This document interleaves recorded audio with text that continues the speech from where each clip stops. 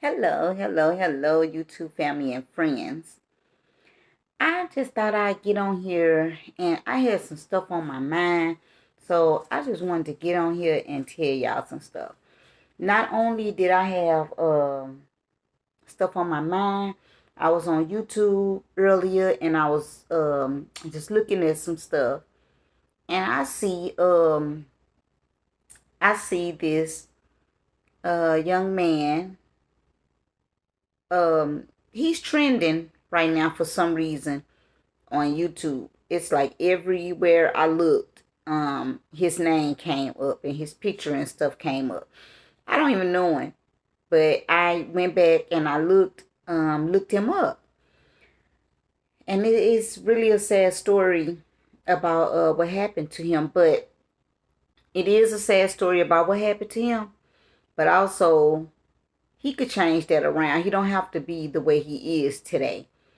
Um, he could change that up, but some people you could just run them.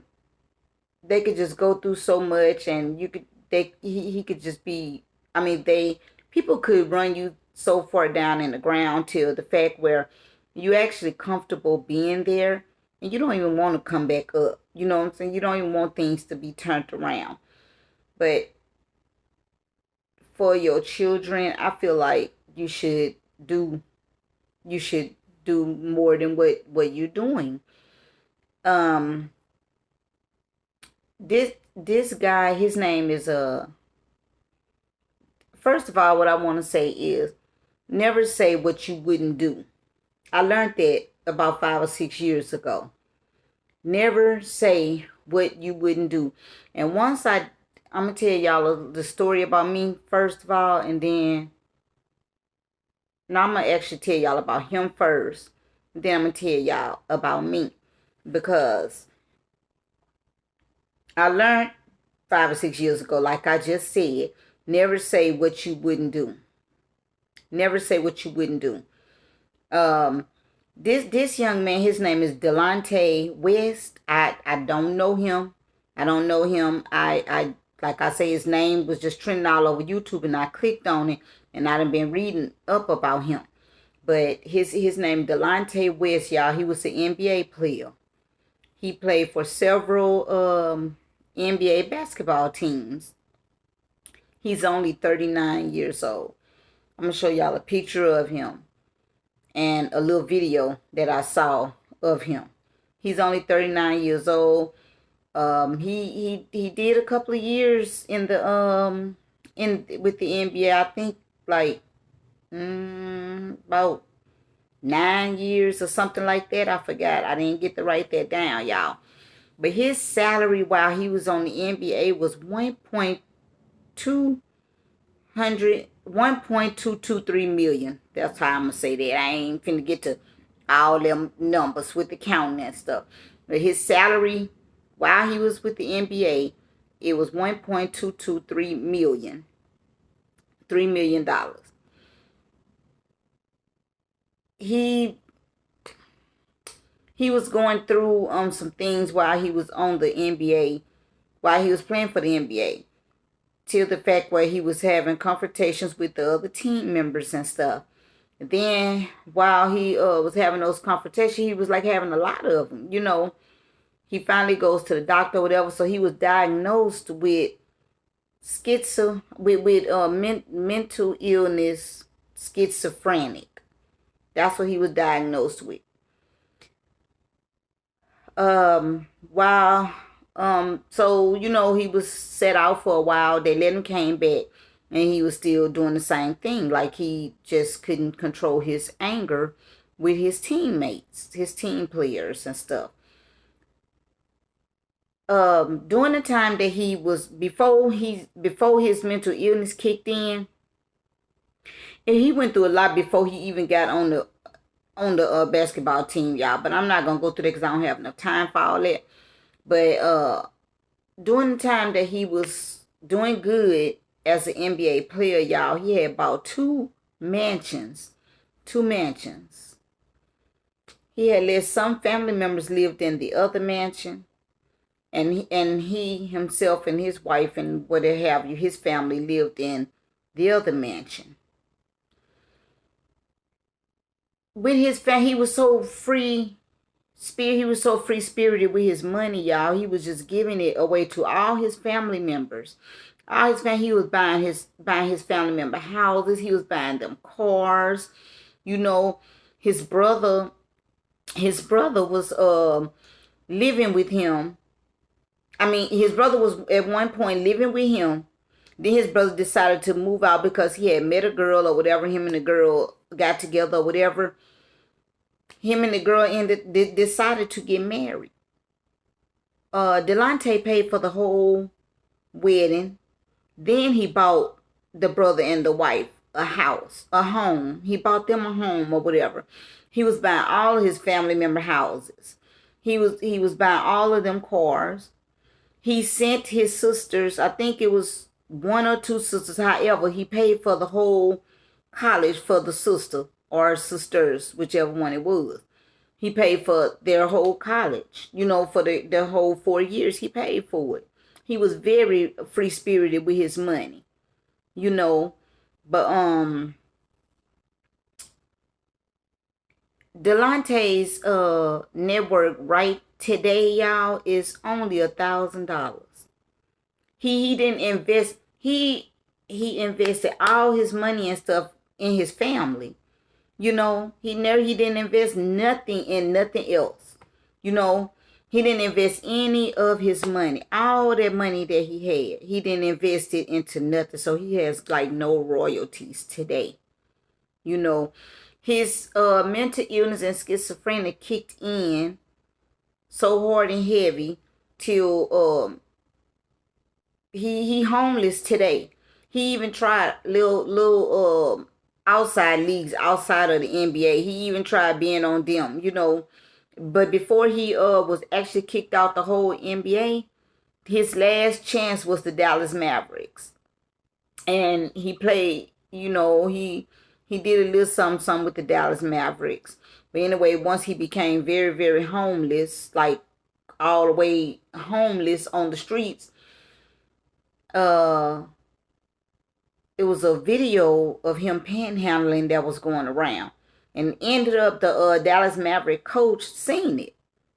So the Dallas Maverick coach, went and found Delontae, wherever he was at or whatever, and he helped Delontae. He paid for Delontae to go into a mental illness home, a mental illness hospital or whatever, out in Florida. He paid for it. The Dallas Maverick coach, he paid for it.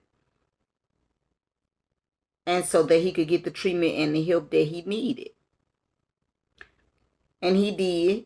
And when he came back out, he was doing good. He had little jobs here and there or whatever, and he did a little more basketball, tried to, but the mental illness and stuff kicked in.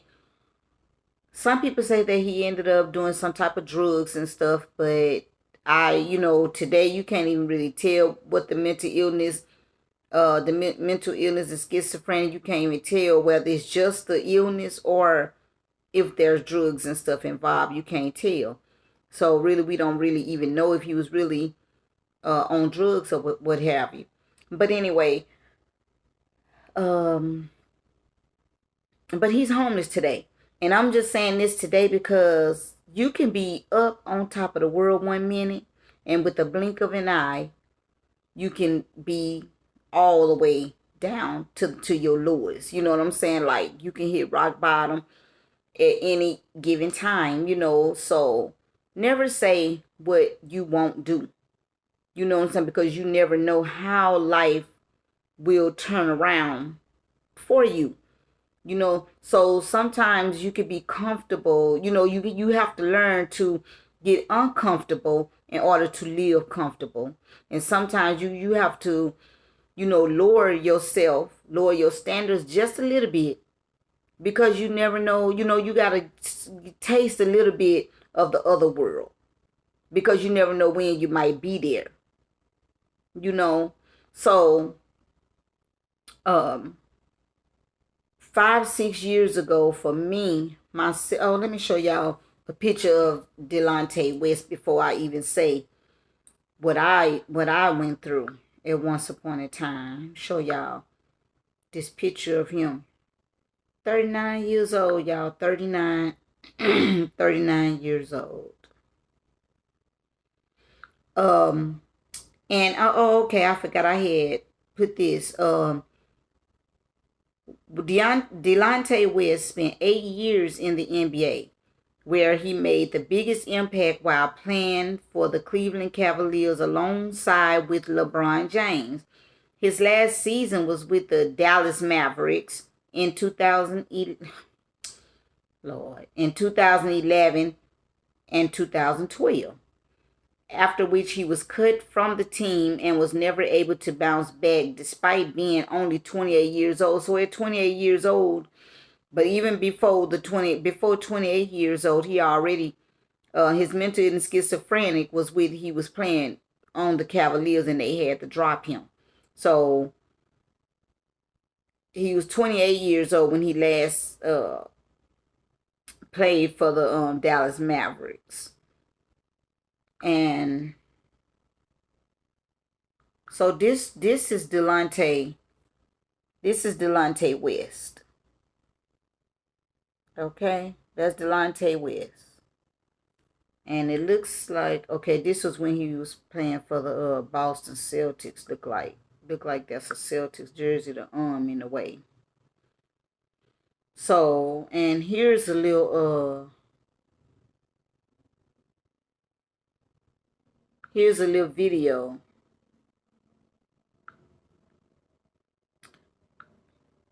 when he was panhandling. Coming afterward. So much talent, so many players. I mean, I don't think it went wrong with any pick they picked in the draft. I was saying they had the opportunity to try out. I made it to the last combine. But like I said, with so many options, so many great players. That been a part of it for the first season. One thing, I'll be here next season. I'll be rooting the guys on, and I'll be there for next season. You done with basketball? You gonna try to go back? No, I've been always involved in the game. I love. Over last year, I was a scout for the Dallas Mavericks. The previous 3 years, I was an NBA scout for the Boston Celtics. So I actually was looking forward to being a head coach or assistant coach in the NBA this season. But like I said, they said one is a business that have a lot of people involved and want to stay involved. So briefly, luckily, I'll be up for discussion this upcoming season. All right. And one last thing. There was a video that just went viral of you panhandling on the streets. Yeah. And you got so many people out there in the world right now that just love and care about you. You okay? Yeah, I mean, it is what it is. I got children in between jobs. It's not, people only can help me as much as they can. But that's what I gotta do. I gotta do for my babies. All right, Delontae. We wish you the best. And all right, try it out for the big three. Yeah. What happened? So that's what I'm saying. You never know which way life will end up for you. And then for him to have helped all his family members, I don't care what the situation may be. I don't care where he live at. I don't care with nothing. He helped all of his family the way he helped them people. And he's on the streets living the way he's living. Why isn't none of them coming to help him? Some people do, yeah, they turn down stuff, you know what I'm saying? As many videos as I watched of him, it's all fans. All fans, they take him clothes on the streets. They go buy him food. They bring him food. They give him money. They put money in his pocket, I haven't seen that video where family members are out and about helping him as at all that he did for his family. None of the family is coming around helping him. He did a lot for his family, And he didn't invest anything in anything else. That's where he messed up at. He didn't invest in nothing. So he's living the way that he's living on the streets. People bring him clothes, like I said. Videos with fans bring him clothes. feeding him, making sure he eat. You know, he's sleeping in laundry mats and stuff. He's sleeping in wash houses, laundry mats. He's sleeping in them. He's sleeping outside. One guy said that they seen him butt naked over by a trash can, you know, over by the trash dumpster. So he went and got him some clothes and gave him some clothes, you know. Never say what you wouldn't do, because you don't know what you would do, you know. But um yeah, 5 6 years ago, me and my ex had broke up. When we broke up or whatever, you know, it was to the point where we our rent was a little, you know, a little high or whatever, but we both were working and we both were paying, you know, paying the rent and bills and stuff. I couldn't have never did that by myself, you know, paid the rent and stuff by myself and the bills and stuff. My daughter had just had a baby, so she couldn't work. You know, she had just, her baby was fresh, like brand new. No, at that, yeah, during this time, not when we broke up, she was still pregnant. So he left, you know, cause he was on drugs, so he ended up doing drugs and stuff. So he had to go. So in the midst of him leaving or whatever, I was still working, but I couldn't pay the rent and the bills and stuff. Now, this was in May of whatever year this was. I just know it was 5 or 6 years ago. And it was in May, and it was like the ending of May because my baby girl birthday was coming up. So my baby girl was on the dance team. So she had a competition. All of this was in 1 week, same week. She had a competition. She had prom. She had, this was 8th grade. This was 8th grade for her. So she had a dance competition where they had to go out of town. She had prom. It was her birthday. And it was all of that. Rent was due because it was the end of the month. Because my baby birthday is May 29th. So in all of that same week, she had all of that stuff going on. Prom, her birthday, and a dance competition out of town. I had to buy a uniform, pay for uniforms for her for the competition. I had to buy her prom stuff, you know, do all of that. I never want my children to go without, never want them to go without nothing. Never want them to miss out on nothing in life. Never. That's the type of parent that I am. I never did drugs, never. I don't drink. I don't go out to clubs and stuff. I don't do anything, y'all. I go to work and I go home. That's it. I'm not saying that I've never been to clubs and stuff. I did in my 20s and stuff like that. And, you know, probably once a year or something like that in my 30s and, you know, stuff like that. But as far as doing drugs, being an alcoholic, just always drinking and stuff like that, I never did. So the decisions that I make in life I be in my right mind at all times, whatever decision I make in life, you know. So during all that time my baby had to do all of that, I sat up all night crying. You know, they would sleep. So I sat up all night crying, like what am I gonna do? You know what I'm saying? Like, it's her birthday, she got a competition, it's prom, I gotta buy prom clothes, shoes, you know, everything, get her ready for prom. She got a competition, I gotta pay for her uniform for the competition. She gotta go out of town, I gotta give her money to go out of town. I goes out of town with her every time. You know what I'm saying? I gotta pay for hotel rooms while we out of town. I'm sitting up crying. Now all of this is going through my head. Like, what am I going to do? My daughter in there big and pregnant. She 9 months. Have her baby any day now. You know, she can't work. She can't help me. All of that. So, sat up crying all night thinking. Only conclusion came up was for me to go and get go and stay at a shelter. You know what I'm saying? Like, stay at a shelter just so I could keep my money and my daughter can participate in everything that she had to participate in.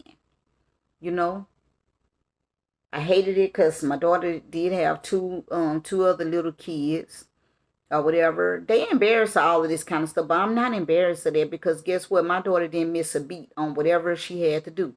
We didn't miss a meal, and we had shelter. You know what I'm saying? We had a roof over our head. I didn't care what I had to do. I did it. You know what I'm saying? We went and stayed at a shelter. And then we stayed at that shelter for 3 months because guess what?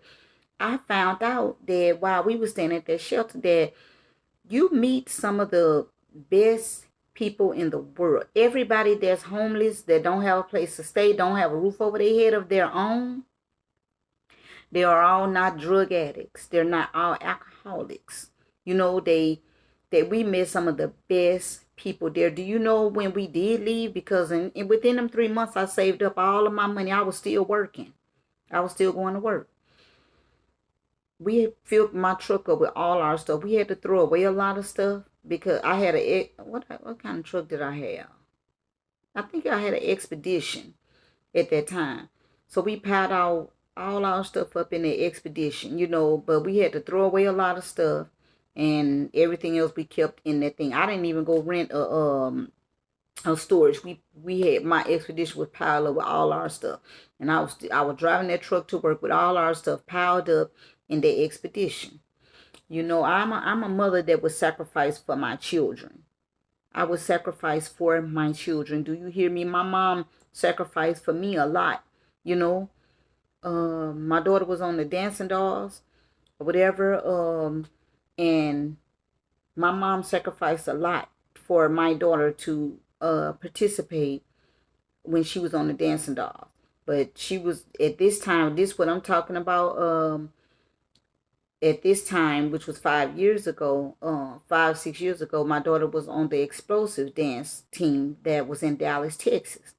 So yeah, I sacrificed for my daughter to stay in the homeless shelter. I'm not on drugs. I don't do alcohol. I was not going to clubs and stuff. I was still going to work every single day that we, in order for my daughter to participate in what she had to do.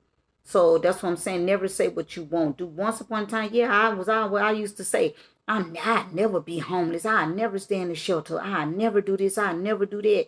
But then I found myself right there with those very same people. And then again, those were the best people that we was staying with in that shelter. The shelter that we lived in was called Dallas Life. And we, you know, if you got a child, you have your own room with a key. You know, you and only other people that has a key is the staff. You know, the people who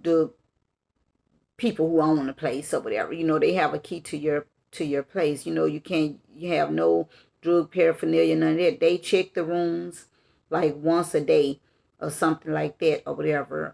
You don't know what time they'll check because they don't want to find no type of paraphernalia in the rooms and stuff. Your room has to be clean. You know, they got free laundry there where you wash your clothes or whatever. You can go eat there. But me and my kids really never ate their food there because, you know, whatever. Me and my kids bought our own food. You know, we ate our own food and stuff. Yeah, we met some good people there. You know what I'm saying? We showered every night. You know what I'm saying? Everybody had chores. You know what I'm saying? To where you have to clean the showers. You know, and all that kind of stuff like that. We bought our shower shoes. We did not shower there on the floor. You know, with our bare feet in the shower and stuff. No, we bought shower shoes and stuff. You know, and we showered every night. We washed our own. We did not use their towels and stuff. We used our own towels and stuff. You know, the only thing we used to get from we used our own body wash. We didn't never use their soap and stuff like that. We had all our own stuff. You know, what else? The only thing we used to get from them was like toilet paper. And we had toilet paper in my truck. But yeah, we had free toilet paper there. We got free toilet paper from there. my daughter ended up having her baby, and when she had her baby or whatever, they used to give her free Pampers, free wipes, stuff like that. Although I was still working, I was able to get my grandbaby that. But if we could get the Pampers and the wipes for free, why not get them for free? So we got them for free, you know. My daughter and her kids had their own room with their key and stuff, and yeah. So we lived there for 3 months, and within them 3 months, I saved every dime. But because I worked, because if you work, you gotta pay. I only had to pay 80. It depends on how much you make a hour or whatever. So with me, I had to pay like $80 a week. I had to pay $80 a week for me and my daughter to stay there. Me and my baby girl.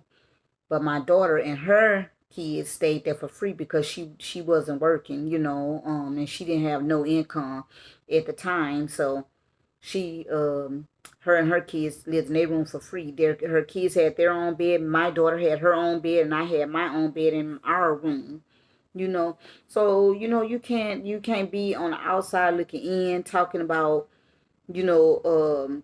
what you wouldn't do, where you wouldn't stay. And because people live in shelters and stuff like that, they're not all people. Those people were clean every day.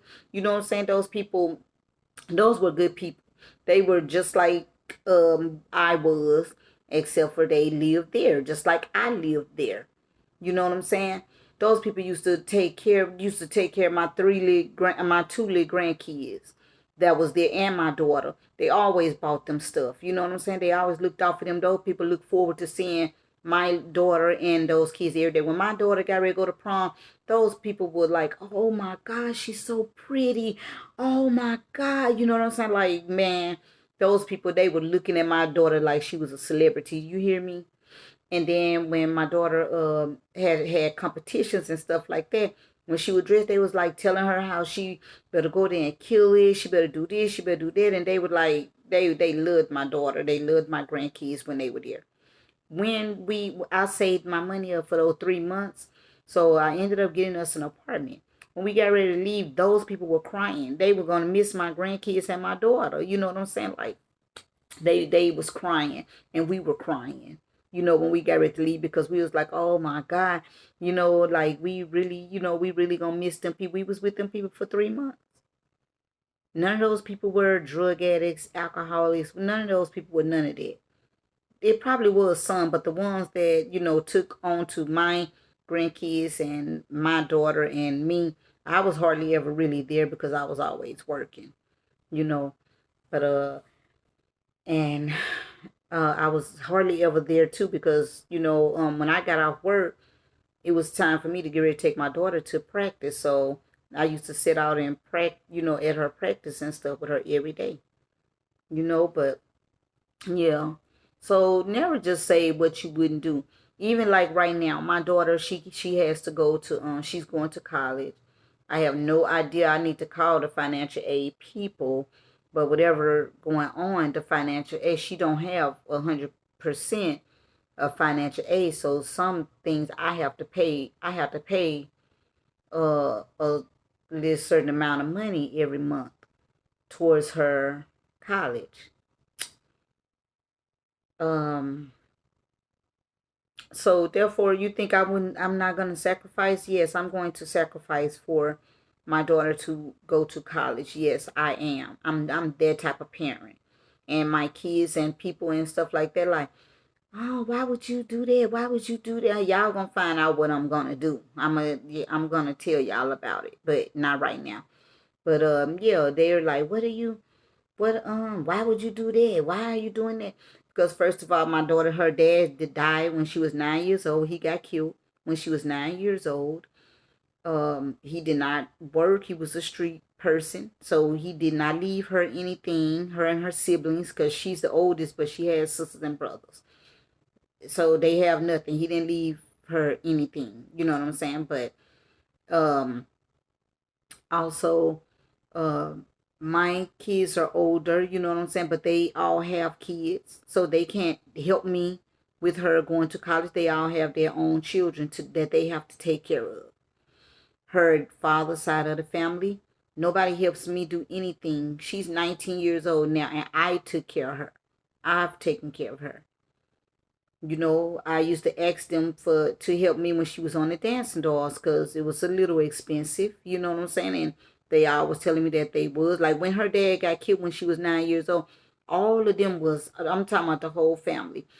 Oh, if you need anything, just let us know. If you need anything, let us know. You know what I'm saying? I don't hold nothing against them because she's my responsibility and she was his responsibility.